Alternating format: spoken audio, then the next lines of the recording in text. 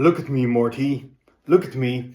I'm a dwarf, Morty. I'm a dwarf with a normal-sized cell phone, Morty.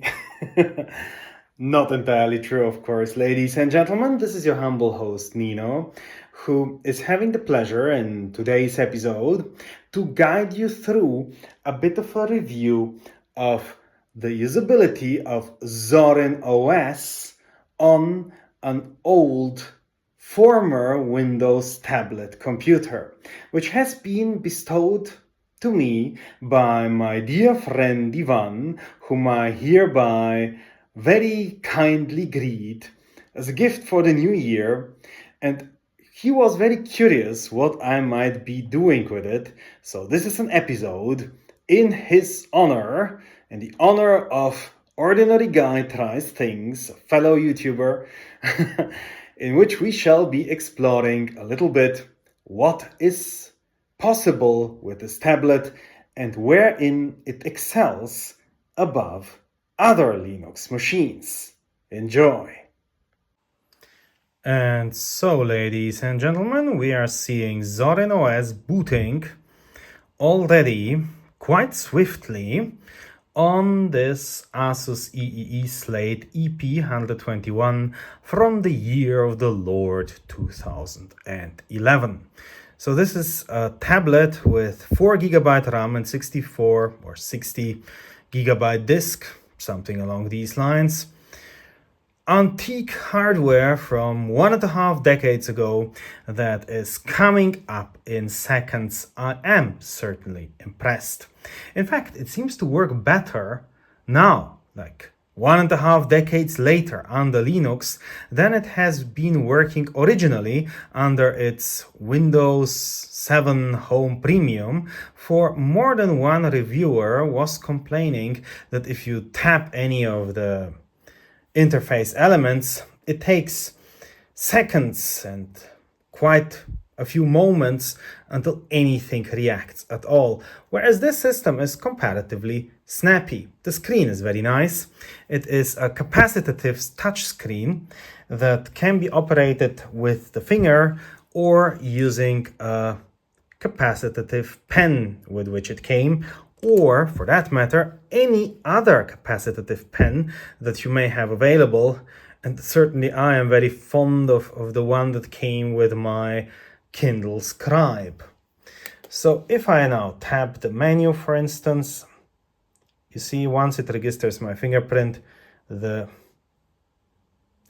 movement of elements is instantaneous. It immediately displays things. Ivan was very curious what I would be doing with this. Well, Ivan, as you can see, I have put it into the vertical. Ivan was so kind to install a pristine system in the horizontal, looking more like a standard laptop screen and certainly being usable as a laptop with its attached keyboard that comes with it and connects over Bluetooth, but I prefer to experience Linux on a tablet, not Android, but actual Linux. And it is possible to use it that way. For instance, if I start my command terminal, looks just that way. And if I tap any place that would require text input that it recognizes, then this virtual keyboard will come up and, I can change here symbols, I can come here to my nice Unix pipe, which I sometimes need, and so on and so forth. So this is working just as you would expect it to do. And I am very satisfied with the general usability of it. But I've got to warn you that not every program is apparently working very well with the on-screen keyboard. Some programs do not seem to notice that textual input is required, and then the keyboard doesn't appear. And then you perhaps have no way of controlling them. One example I came across was Cool Retro Term, a sort of terminal that should give you the flair of a cathode ray tube, but that would not react on any textual input suggestions from me. So other than this one is showing you, a chance for interaction. The other one was just a black square. There was nothing you could do about it. Surely you have noticed the background I have chosen.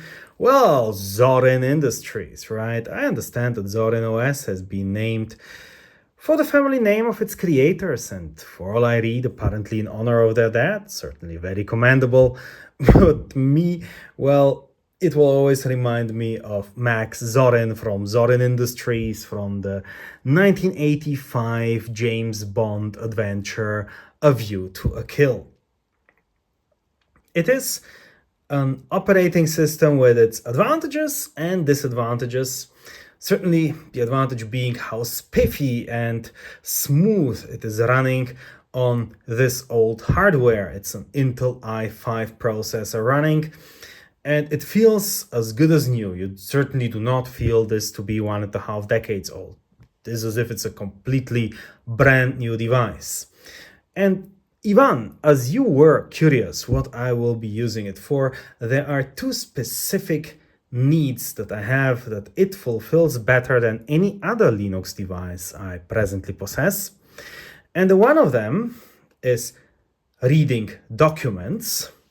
You see, for instance, if I now open The Quest for Artificial Intelligence by Niels Nilsson, one of my favorite AI books in Evince, then it is working really well in its function as a book reader. And because the page is now not displayed on a standard laptop screen, I can really make use of the full resolution. Nothing looks hard to discern. Everything is just quite pleasant to use, and I'm very satisfied. However, one has to be careful what document viewer one picks. Evince works nicely, but some of the others are having large control elements on the left, such that you cannot even click away. Evince, for instance, allows you to click away the navigation pane entirely, and then you can use practically the entire screen as a book page. And because it is about as large as a book page, this is giving you very satisfactory results. But some of the others are having such large control elements that your entire page becomes something like a post stamp, and that is rather unbearable. A similar situation arises with its second usage field for which I wish to employ it, and that is taking notes. In particular, notes that involve drawings. See, if I now open Pinta, the image editor I picked, such a sort of Microsoft Paint-like program, then this is really very comfortable. And in particular, if I pick here the new file creation option, it is presenting me here several preset resolutions that I can choose from. And I do really like the 768 times 1024 one. And yes, indeed, in portrait rather than in landscape. And then I get this, and then when I use, its screen, then I can really draw on it. I can also draw with a finger because this is a capacitive screen. And as opposed to some Android tablets, it is registering each and every pixel. So you're not getting these little straight lines that you sometimes get on tablets that do not register every spot equally. Nay, indeed, you get everything the way you would expect to get if you were to use actual pen and paper. And you can really take notes here. Hi, everyone. And you could draw, you could draw chemical formulas if you were so inclined, and so on and so forth. A paint program is not to be underestimated in how useful it can be if only you get a proper screen to use it on. So I'm extremely fond of this possibility. I could write a lot of, theoretical considerations, do drawings with it, save the results in a standard image format, and so on and so forth. It makes it incredibly useful to me. I'm very happy exactly about these two use cases where, frankly, a vertical usage is better than a horizontal one. I do not care much about games or multimedia. Certainly I will not be editing videos on this thing, but for reading and taking notes, this device is absolutely perfect. And Ivan, I am exceedingly grateful to you for that. Now, as much as I enjoyed using ZorinOS on it, there are a couple of pitfalls which I should fairly mention as well. First of all, the software installation. I believe you, Ivan, did not stumble across this because you gave it to me very nicely installed in a pristine fashion. But it did have a nasty bug. If you went to the software center, where from you would normally be installing applications, like, I don't know, if I click work, then it will be proposing something, and only after quite a while, and unless I have it crash somehow. So let's try again. I'm maximizing the screen. Again, it crashes. This thing can be a little bit unstable. This time I'm going to use the stylus just to make sure that I am really just tapping this. All right, work, and then we're having here programs. Anyway, anything I tried to install wouldn't work. It would give me an error message, and I discovered that this is happening to quite a lot of people in forums. And if you read what to do and what it is suggesting you to do, it is telling you to run dpkg configure A, like to configure everything. But if you were to try to do so, it was stumbling over the package zorin-windows-app-support.